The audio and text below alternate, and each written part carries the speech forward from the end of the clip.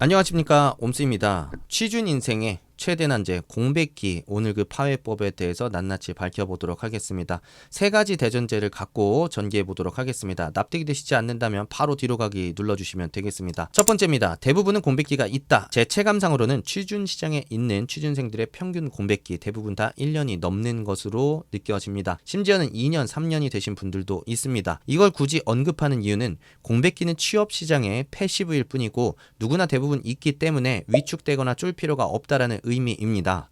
LG전자 R&D 합격자 2년 6개월, SK케미칼 재무 2년 6개월, 두산 에너빌리티 PM 3년, 우리은행 합격자는 무려 4년의 공백기를 갖고 있었습니다. 공백기 있어서 어떡할까요? 라는 질문 더 이상 해서는 의미가 없겠습니다. 두 번째, 솔직함이 핵심입니다. 대부분 질문들을 보면 공백기가 있는데 어떡하냐, 뭐라고 해야 되냐, 발을 동동 구르면서 핑계를 찾는데 급급합니다.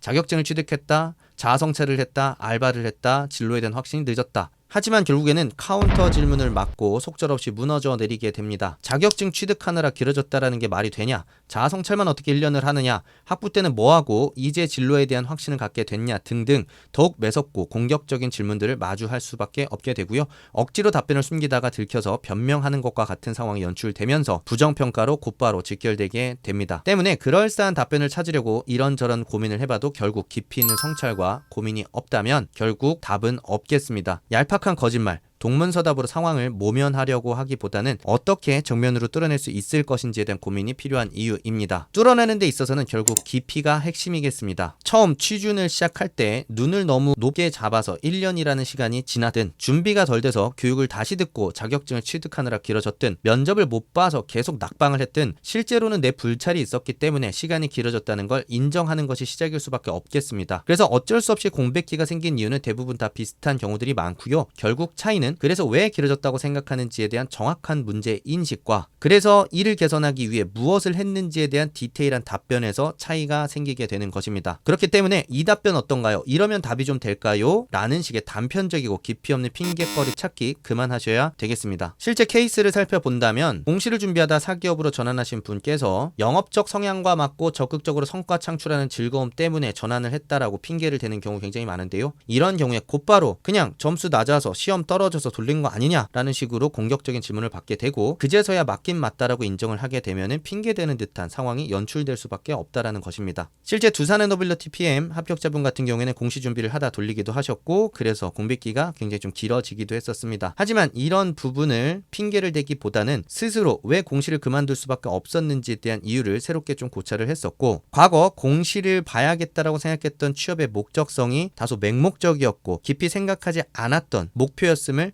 스스로 반성하면서 사기업으로의 취업을 돌리게 된 계기를 좀 말씀하면서 면접관님의 공감을 이끌어냈습니다. 당연히 여기서 끝나지 않았습니다.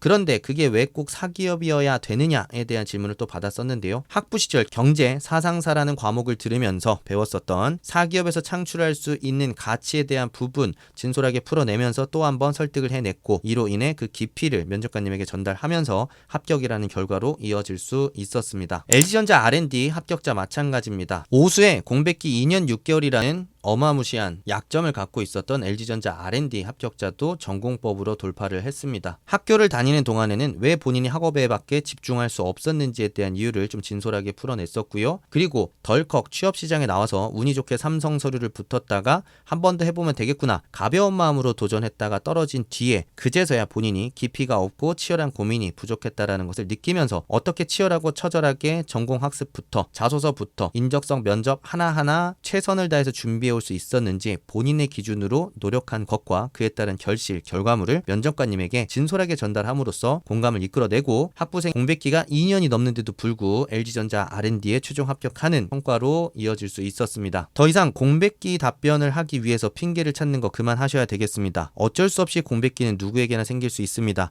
그 공백기가 왜 생겼으며 그 생기는 과정에서 본인이 깨달은 것은 무엇인지 그 깨달은 바를 토대로 어떤 진솔한 그리고 효과성 있는 노력을 기울였는지 집중을 하시면서 정면으로 공백기 질문을 돌파하기 위한 고민을 새롭게 해보시면 좋을 것 같습니다. 공백기가 있으신 모든 옴스잡스 구독자 여러분들의 합격을 응원하도록 하겠습니다. 감사합니다. 옴스였습니다.